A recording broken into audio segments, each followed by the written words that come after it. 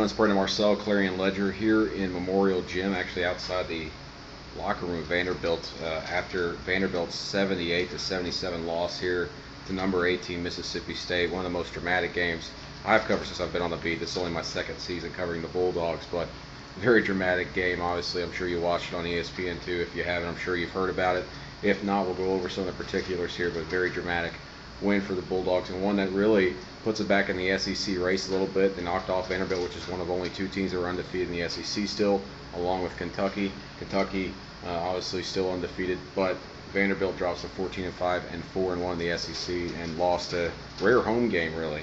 The Bulldogs just shot lights out in the second half, and never seen anything like it from the Bulldogs. I thought they were dead in the water in the first half, as I'm sure a lot of you did. They were 1 for 10 beyond the arc. Looked like they're going to have another cold night shooting the ball. They end up hitting 9 of 10 three-pointers in the second half, led by Jalen Steele, who hit 5 overall and hit 4 straight, actually, to help build a 10-point lead for the Bulldogs, who were down 13 points at one point. The Bulldogs turned a 13-point deficit into a 10-point lead. They let it slip a little bit, and if not for Jalen Steele hitting those three-pointers, Vandy may have been overtaken them midway through the second half and then cruised to a win. But Jalen Steele kept them in it and really gave them some really good three-pointers there, obviously. But what it did is it made Vandy very honest with their offense and their defense. Their defense especially. They weren't really checking on guys like Renardo Sidney. I mean, he was not playing in the first half. He only played 2 minutes because of foul trouble the first 2 minutes. It's actually about a minute and a half. But he came back in the second half, really dominated Festus Ezeli, who I think was only held to only 4 points in the second half, which is big and crucial for the Bulldogs. But Vandy just shot lights out. I mean, Rick Stansbury joked that they're not going to be able to keep that up, that pace. They were 7 for 12 beyond the arc in the first half. They ended up finishing 14 of 27. Ridiculous, and they still lost. But Vandy was able to force overtime by hitting a couple of three-pointers, a couple of shots there in the final minute and a half, final 90 seconds of regulation. State had a chance to win it.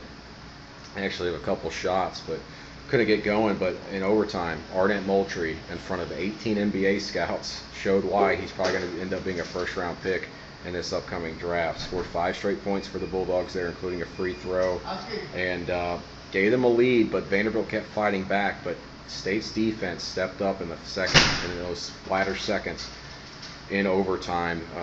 Vanderbilt missed their final 3 shots, including that three-pointer at the buzzer by John Jenkins, who finished 5 for 11 beyond the arc, but that was a crucial miss, obviously. State held tough, held on for the win here. This is not an easy place to win. State was 8-44 against Vanderbilt in Nashville heading into this game. Now they're 9-44. Gets them back on track. Interesting to see where they extend the rankings Monday. Probably around in the 18 range still because of that loss they had Ole Miss, but I don't think anybody expected them to respond the way they did after losing Ole Miss and come into Vandy, overcome a double-digit deficit, and win. By one, the numbers don't really show it, but they were tough defensively at times. They were in Vandy's face on these three-pointers, and they just hit them. They just have some amazing shooters. There are 3 players on this team that are probably going to get picked up in the NBA draft this upcoming summer. Festus Ezeli, John Jenkins, and Jeffrey Taylor. And those 3 guys right there combined for, let's see here, 31, 52 points. So you can see why they're so important. Ezeli finished with 12 points and 14 rebounds, but was shut down that second half because Sidney was back in the game. He made some big plays.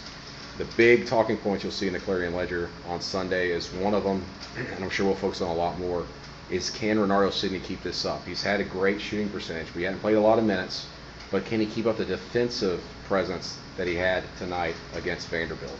If he can do that, State can go a long way. I really do think that. And they got a couple of big tough games this coming week. LSU at home at Humphrey Coliseum. LSU's played some teams close and tough. And then they have to go on the road to Florida. If you can somehow split that or go 2-0 again, you go up in the rankings. But really right now it's about winning in the SEC and contending for an SEC title. State's very much still in it after beating Vanderbilt here. Because remember, State gets Kentucky, which is undefeated in the SEC right now, at home in February. Going to be a big game. We're getting ahead of ourselves. Big win. We'll talk a lot about it in the Clarion-Ledger Sunday and on the blog. And you can follow me on Twitter for much more at @VMarcello. Thanks for joining me. I'm going to get back on the road to Starkville here in the next few hours.